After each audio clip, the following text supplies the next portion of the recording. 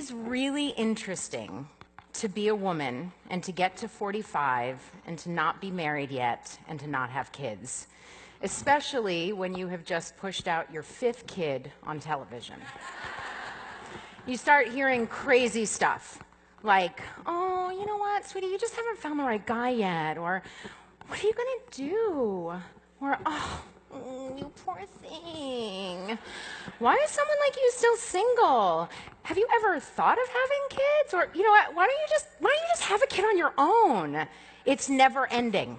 Okay? And it's not helpful. I grew up planning a wedding. My dress was going to be corseted with multiple Victorian camisoles spilling off my shoulders, and I would change into a white, double-breasted suit with wide-leg trousers and a big cuff for the reception, and then I dreamed about being chosen by a powerful and sexy and kind man who had full lips and gave really good hugs and having a little bit, yeah, I was specific, and having a little baby boy by the name of Lauren.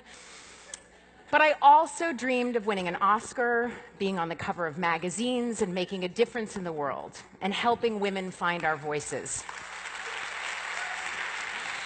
And from that dreaming, you guys, I've built a really incredible life, and I have become a woman that I am very proud to be. And then someone just walks up to you and, they're like, a friend of mine adopted at 52. I mean, it is never too late for your life to have meaning, sweetie. And my worth just gets diminished as I'm reminded that I have failed on the marriage and the carriage counts. Me. This bold, liberated, independent woman. I mean, guys, I work out, okay? I eat well. I mostly show up to work on time. I'm a good friend, a solid daughter, a hard worker. My credit's good. I take out the garbage before it gets smelly. I recycle, and I won a Golden Globe.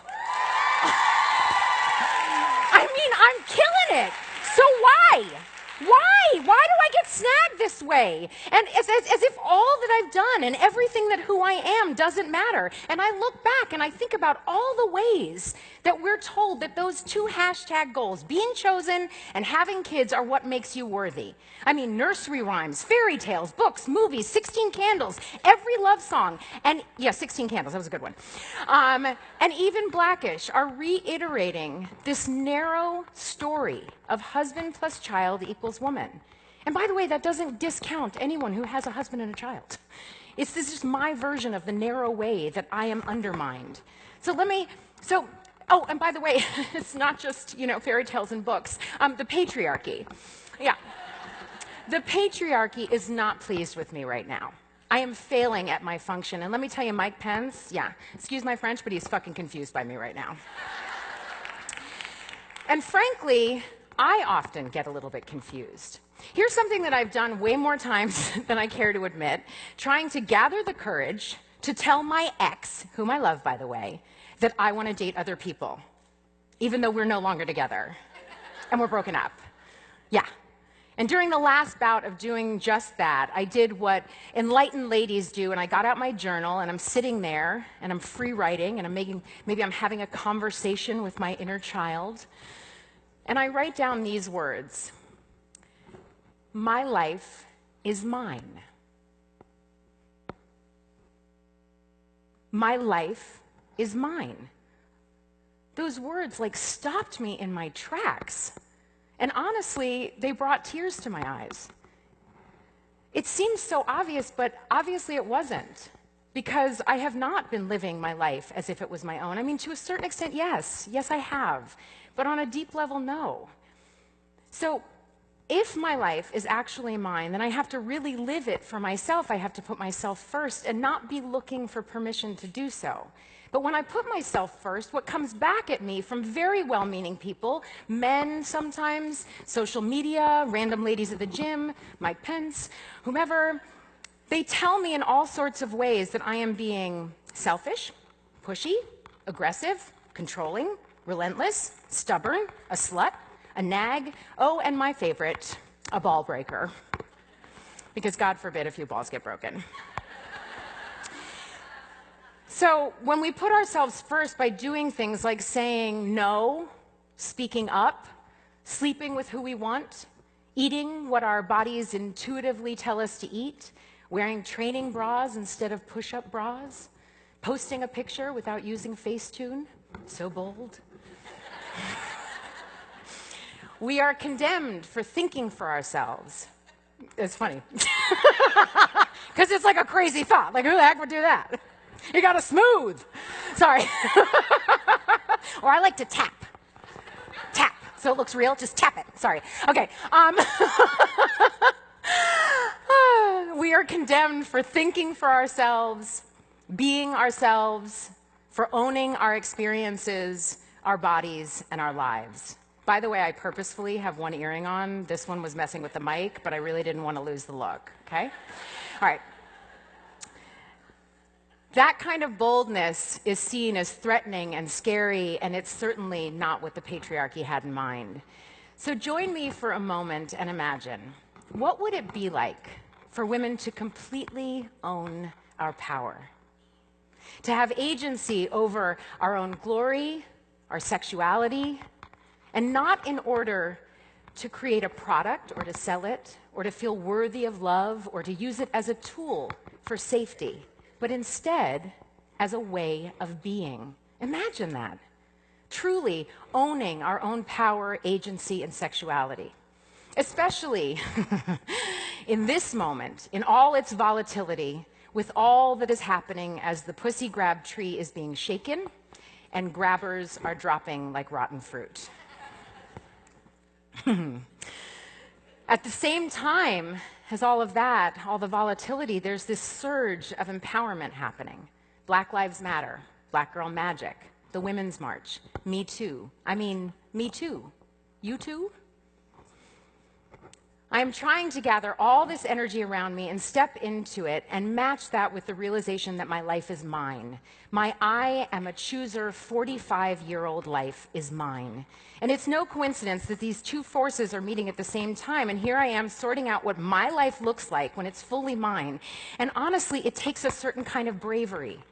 It means risking being misunderstood, perceived as alone and broken, having no one to focus on, fall into, or hide behind, and having to be my own support and having to stretch and find family and love and connection outside of the traditional places.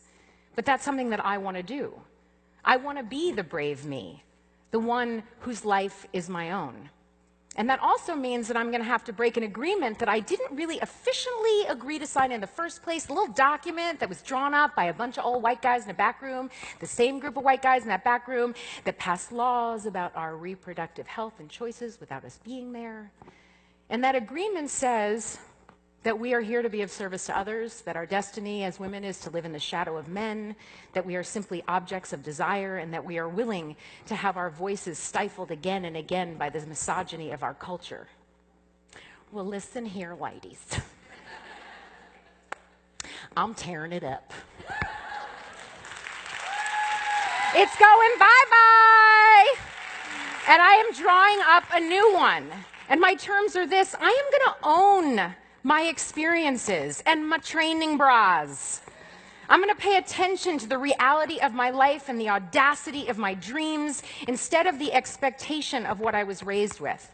I'm going to make space for the good and the bad of it, even the yucky and scary and fear-inducing parts, and embrace all of the questions. I know that's how I'm going to go from being Tracee to being the brave Tracee, and here's the good news, is that you too can do that. You can go from being you to just being the brave you, or not just being the brave you. And you should definitely try it, you guys.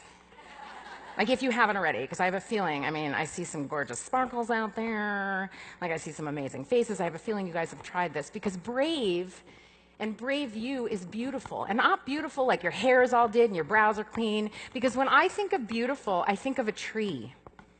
I think of seeing a bird soar. I think of an embodied woman.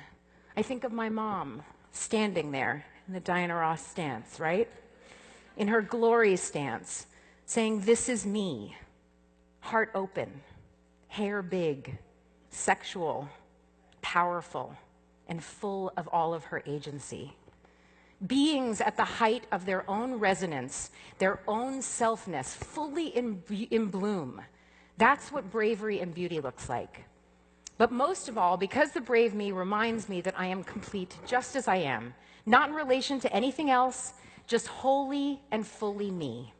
The brave you gives you the courage to hold your own agency, your own choice, your own desire, your own longings, your own fear, and your own future. She's just one aspect of your soul that helps you become the fully embodied and completely integrated, real, true self. And I think she's in each of you right now, in your journal, in the back of your mind, somewhere in your heart, in your Netflix queue, waiting for your invitation. So I invite you all, if you haven't already, to let her out, to let her have her glory. This beautiful, powerful part of you is just waiting for the invitation. Thank you.